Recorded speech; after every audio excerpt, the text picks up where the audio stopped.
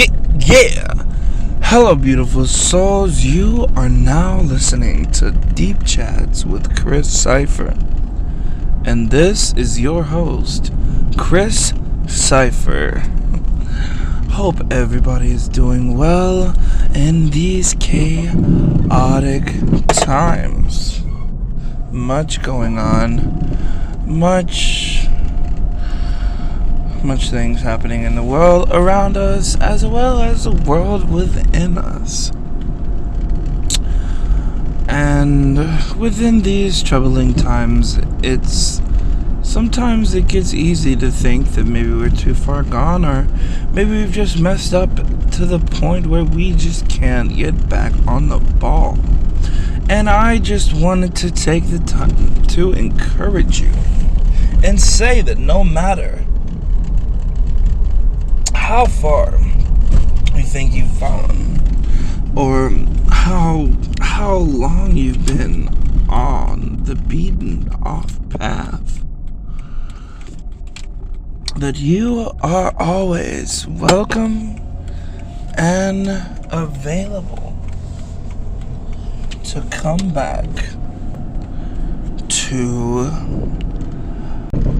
your center, to come back to acknowledgement of the divinity that is within you and that surrounds you. You see, because as humans in this journey that we go on, whether it's enlightenment, self-acknowledgement, universal acknowledgement, or just plain old seeking happiness, we all have our cycles of feeling very triumphant and like we're on the top of the world and doing everything right and everything's going well. And sometimes we are in the cycle of despair. Maybe depression sets in. Maybe you're not doing as well as you hope that you would be, or whatever the case is. We all go through the ups and downs, the highs and lows of our journey. That is just how things are, and life as we know it exists in series of patterns. So the only thing that we can do, hopefully, is change those patterns to better patterns, so we don't have to keep staying in negative cycles. The good news is that the negative cycles can be broken, whether it is something that you've been in for years or days or decades even. It's something that can be overcome. Now, I'm not going to say that it can be overcome simply, or I'm not going to say that there's an absolute method to accomplishing anything, because there's not. And each individual person has their own things that they have to do to get where they want to be. So maybe what I have to do, even if it is for the same problem or the same thing that I'm trying to accomplish, may not be what the next person has to do. It's all a matter of individual perspective, perception, and surrounding situation, which we all have different perspectives, perceptions, and situations. So anything that I say can just be my opinion, and it's true to me, and your opinion is true to you, and that is valid in itself, in my opinion. But you know what I'm trying to say is that, well, one thing that I'm trying to say is, wherever you are it can get better. And it will get better if you put in the necessary work. So be it you're in a situation that is amazing, great. Good luck, good news, it can get better. And if you're in a situation that is less desirable, even better news, it can get better, and it will get better if you put the work in. If you put forth the effort and develop the discipline. That's the thing, just hearing that word kind of like, whoa, discipline, the big DISCIPLINE.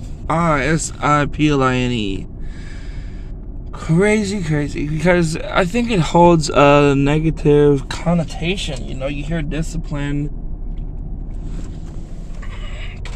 For me, like, first thing that comes to mind is getting in trouble as a child. Discipline, discipline, like hard militant discipline.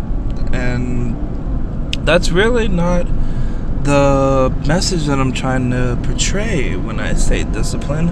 I mean just the mental strength to upkeep your moral standards. The mental strength to upkeep your moral standards. By that, I mean being able to stick to what you believe is right and to stay away from what you believe to be wrong. And the wisdom to know the difference. So I think that something that allows us to be better in any circumstance is a more advanced level of discipline. We can all benefit from a better grasp on how we deal with things in the situation, not only as a whole, but in part pertaining to you and your surroundings. This brings change, discipline. But before discipline, you need actualization. You need to realize the scope of your situation's entirety. You need to see your circumstance for what it is. So this takes being honest with yourself to begin with. I hear a lot of people say, like, honesty with those around you, and that does come along with improvement for yourself. But first and foremost, how about you just work on telling the truth to you? The number one person that you should be being honest with is yourself. And I think lying is pretty bad, honestly. It's not like a very moral thing to do, but I do believe that the worst person that you could possibly lie to is yourself. And whether or not you're inclined to believe yourself when you lie to yourself is another story. But it happens. We all suppress negative emotions sometimes, or just dwell in these things that are ultimately untrue. And sometimes that's either unhealthy coping mechanism, or just completely avoiding as a whole something that you don't want to deal with. Whatever the case may be, it is not good, and it is counterproductive, and will not allow you to change.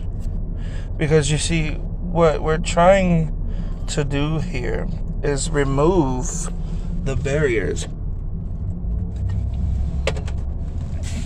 that we have built up around ourselves that prevent us from changing. Have you ever in the past had something that you wanted to change about yourself and found that it just, maybe it might have happened for a little bit, but then you dived right back into it? And I think the main reason for occurrences like these is that you have not dissolved the boundaries that you have set up, these barriers that are preventing you from stepping outside of that comfort zone. Because, you know, like unhealthy coping mechanisms,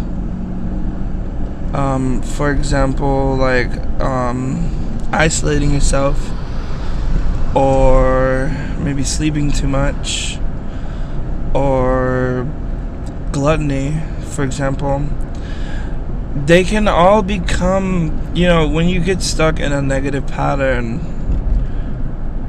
the weird thing about it is it can become a comfort zone in a way. And you know what I mean by that? It just can become somewhere where it's familiar, it feels good. Maybe not long term, but it feels good right now. And that's, you know, sometimes it's all that matters. What feels good right now? And unfortunately, a lot of things that you have to work for that bring long term fulfillment sometimes just don't feel as good right now.